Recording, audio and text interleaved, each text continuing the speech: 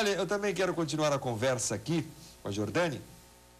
Nós falamos dessa modalidade fantástica de você buscar uma forma alternativa de resolver conflitos, né?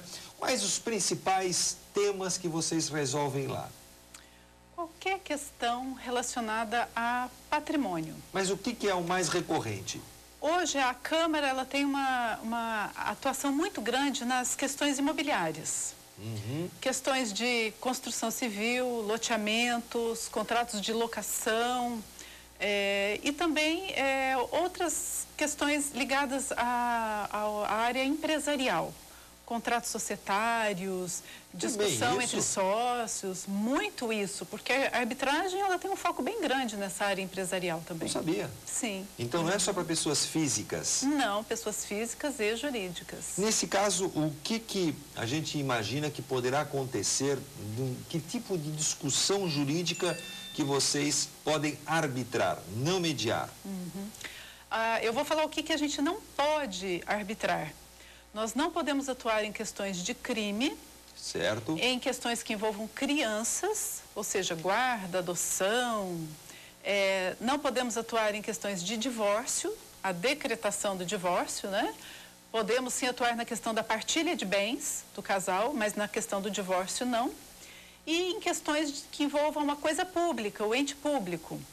Esse último, podemos atuar mediante uma legislação que preveja essa possibilidade. Que ainda não existe. Sim. Tirando esses 4 itens que nós chamamos de 4 Cs, casamento, criança, coisa pública e crime, o restante nós podemos atuar indistintamente. Então eu tenho uma empresa, só tenho um sócio, aquele sócio eu briguei com ele, ou quero me livrar dele, ou ele fez alguma coisa incorreta, eu posso buscar em vocês uma solução mais rápida. Sim, hoje inclusive tem sido comum nos contratos sociais da constituição de uma empresa, os sócios já colocarem a cláusula de arbitragem. Bom, é simples. É fácil, então deve ser uma fortuna, deve ser caríssimo. Ou não é assim? Não é assim, não é assim. Obviamente, a arbitragem, por ser um serviço privado, por ser uma prestação de serviços, ela é sempre paga. Não existe um processo arbitral que seja gratuito, a não ser que o árbitro se disponha a fazer uma arbitragem sem cobrar. Mas, por enquanto, não é o caso. Mas, na arbitragem, as custas são pagas, os honorários do árbitro são pagos e também existe uma taxa de administração que é paga à Câmara. Eu vou dar alguns exemplos aqui, isso está no site, ou seja, isso está tudo regulamentado, não é de acordo com a cara do cliente? Não, isso aí tem uma tabela que também tem a possibilidade de uma flexibilidade. Os valores da Câmara, que são pagos à Câmara, esses são da tabela, mas o árbitro, ele tem a flexibilidade de negociar os seus honorários. Aqui tem custas e honorários, não é? Escala de valores, uma briga, enfim, uma discussão de até R$4.000, o valor a ser pago R$400. R$400. De 4.000 a R$10.000, 9,2%. E aí ele vai progredindo 8,2%, aliás, regredindo, perdão, 8,2%, 7,2%, 6,2%, 6%, 5,8%, 5,6% e abaixo disso, de acordo com o que a diretoria assim determinar. Sim. Não é isso? Então, oscila, eu posso dizer aqui, entre 5,6% e 10%. Vai depender muito do valor que é dado à causa, né? E como eu falei, dependendo das circunstâncias, se, digamos, for uma causa muito complexa, que exija muitas sessões, muitas reuniões, o árbitro ele pode propor um aumento desse valor, como pode ser o contrário também.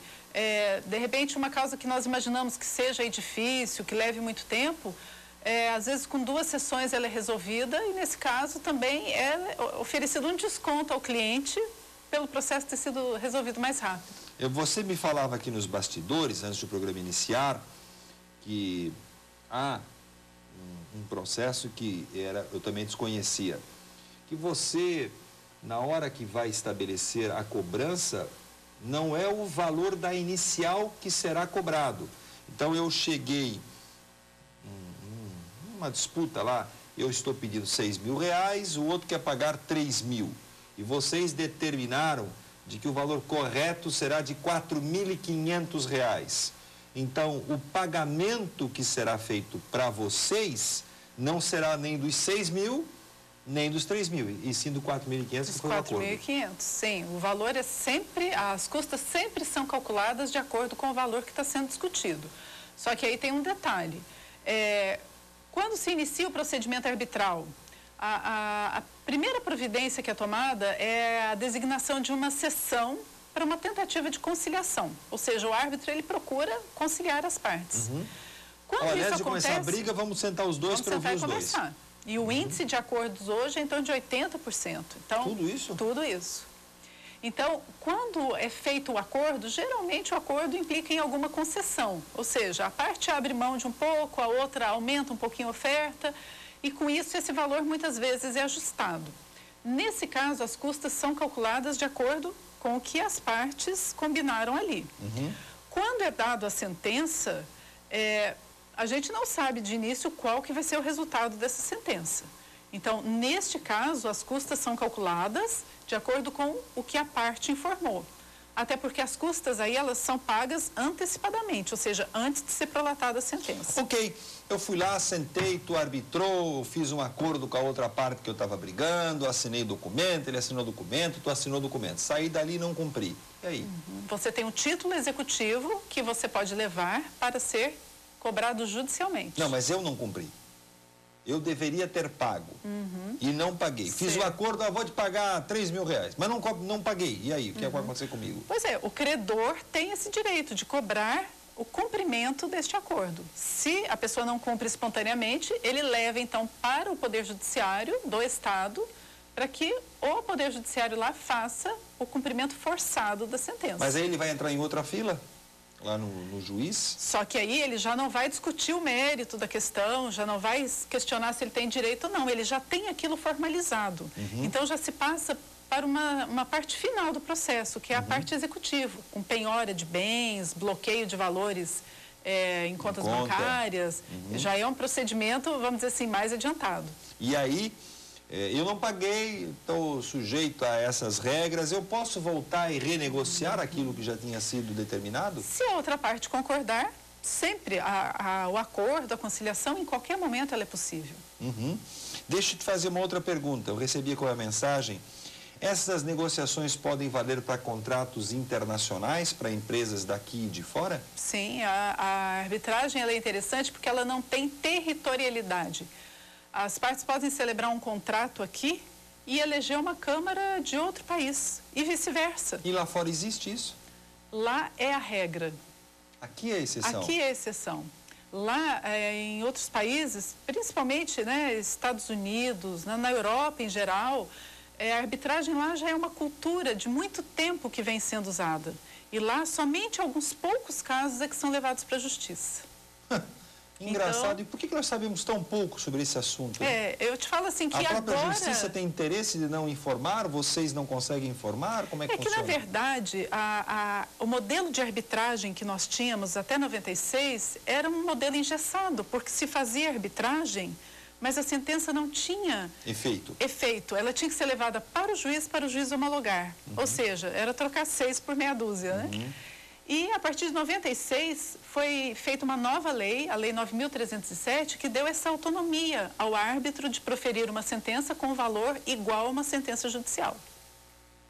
E, concomitante a isso, com essa abertura de mercados, a globalização, empresas que estão vindo de outros países para se instalar aqui no Brasil e que já têm essa cultura de arbitragem, quando elas vão celebrar contratos, elas não querem o Poder Judiciário. Elas já dizem lá, eu quero arbitragem, elas estão acostumadas a usar a arbitragem.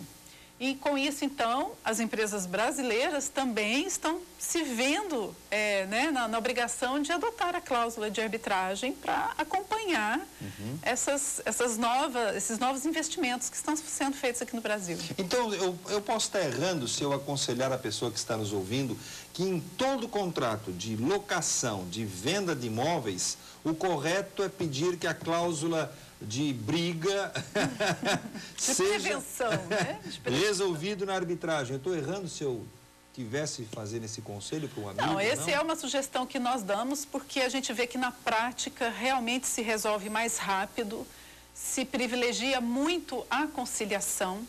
As partes, elas têm uma atuação muito direta no processo, elas têm mais chance de se manifestar, elas têm mais proximidade com o árbitro. Tá. E não tem aquela burocracia que é o que mais dificulta um processo judicial. Agora, vamos pegar qualquer outro exemplo de mediação. Necessariamente eu, que assinei o contrato, tenho que estar lá na sua presença e no outro, ou eu posso nomear um advogado para ir em meu lugar? Pode, tanto na arbitragem quanto na mediação, a parte tem a faculdade de ir pessoalmente ou de se fazer representar. Obviamente, em algumas situações, a presença só do advogado às vezes não ajuda muito, porque às vezes tem dados que nem o próprio advogado sabe. Dá um exemplo. Uma questão, por exemplo, de briga de casal, de separação. Uhum. A cliente vai, contrata o advogado, passa, né, para o advogado a situação que está afligindo, o motivo pelo qual ela quer se separar. Mas na hora da reunião ali, do encontro, existem detalhes, às vezes até íntimos, especiais, que tem que ter a presença da parte ali. Ou, digamos, numa proposta de acordo, o advogado sabe até que ponto ele pode ir. Mas, às vezes, a parte, de momento, ela resolve conceder mais, ela resolve fazer de uma outra forma. E sem a presença dela ali, às vezes, o advogado tem dificuldade. Né? Agora, eu vou passar para um bloco comercial, né? Antes eu tenho que falar aqui, eu vou perguntar sobre a carreira. Vocês têm, afinal de contas, uma carreira para quem possa estar nos acompanhando na televisão e queira, quem sabe, ser um árbitro, não é? Queira ser um juiz não togado. Será que eu falei errado, juiz não togado? Um juiz arbitral? Isso, um juiz não togado também corresponde. Inventei essa, não sei de onde tirei.